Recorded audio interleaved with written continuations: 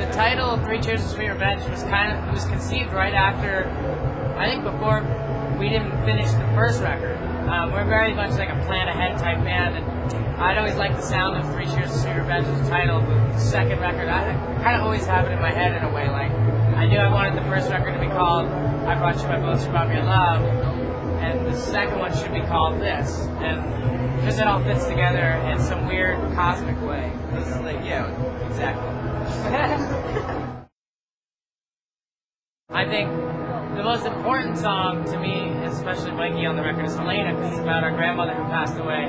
But I think Prison is the one that it really makes that record different. I think if the record didn't have that track, there's risks that we take in every song, how they no two songs sound alike, but that's the one track that's like, wow, those guys went there, and it's kind of, that's our dirty cabaret song. Yeah, like who would have thought a rock band could pull off a cabaret song? Like, so I did. Yeah.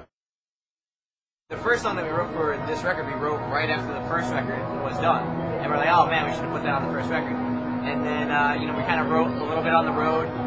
We had some time off, we wrote at home, and then we wrote in LA where we were recording the record.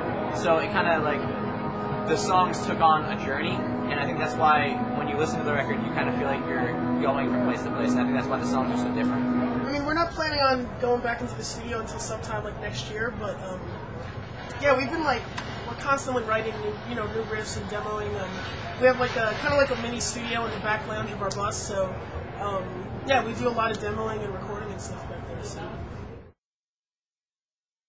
Well, we started to write it as a concept record. That was something that Gerard wanted to do, and then we, started to write, and then we started to live our lives. And I think experiences kind of came into that concept, and I think that's why it's so honest. We were able to be so honest because you're unsure of what's fictitious and what's not fictitious.